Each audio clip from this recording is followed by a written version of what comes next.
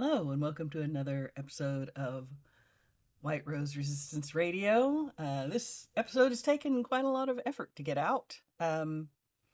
Between illnesses and technical issues, I've recorded this video, I think, 3 times. This episode's theme is the Gilded Age, as a public figure recently stated that the Gilded Age was the most prosperous time in American history, which is patently not true. So we're going to talk about that. Before we get into the Gilded Age itself, I do want to state that the most prosperous time in American history is widely believed to be the period after the Second World War in the 50s and 60s. At that time, the average annual rate of growth was 4%. Unemployment was very low. Wages were high compared to expenses.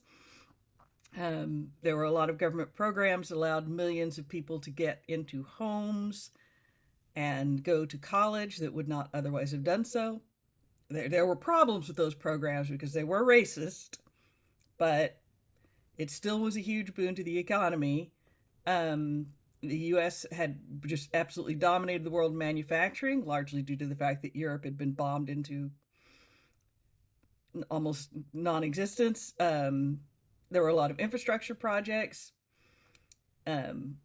People moved up from working class to middle class to upper class pretty easily. And one of the important things is the top marginal tax rate was as high as 91% from 1951 to 1963.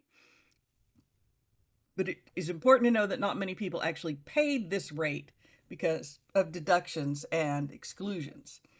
But what about the Gilded Age, you say? Well, while the Gilded Age appeared very prosperous, the reason it is called the Gilded Age is that not everybody benefited from this prosperity. As a matter of fact, very few people in America benefited from the prosperity of the Gilded Age. It was the top 1%. The disparity between the top 1% and the bottom 50% was appalling, and we are almost at the same rate of income disparity now. So things that are important to know: there was a lot of industrial growth, the railroads were expanding, but most industries were controlled by monopolies or trusts, as they were called. And there was very little government regulation.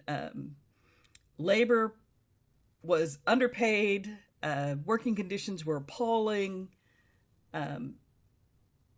There was no limit on how many hours people worked. People often worked 12 to 14 hours a day, 6 days a week, including children. There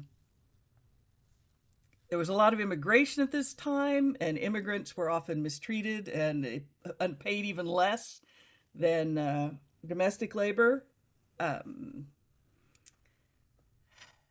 Agriculture.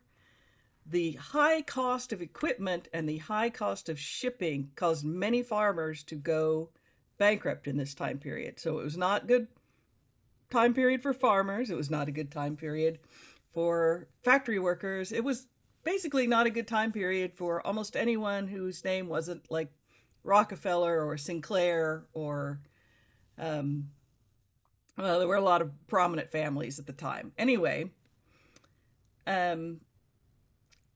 the inequality led to a great deal of unrest, and the labor movements pushed hard to eventually get reforms for safer working conditions and better pay. But that wouldn't come until the Progressive Era, after the people basically just rioted until they got what they needed, and government regulations had to be created in order to rein in these oligarchs who were running the country at the time. There was also a great deal of government corruption because, again, there was a lot of money and a lot of money in politics. So, when something is gilded, it has only got a thin coating of gold on it, so that it appears golden, but it is not, in fact, golden. Thank you for listening. I know this was a very unscripted ramble today with a lot of ums and ahs, but I'm going to try to get back on my regular schedule, although I've got a huge paper due this term. So we'll see how it goes. It might be a bunch of short episodes on things I just hear about and go off on. Anyway, like and subscribe if you enjoyed it, and I will hopefully see you guys next week.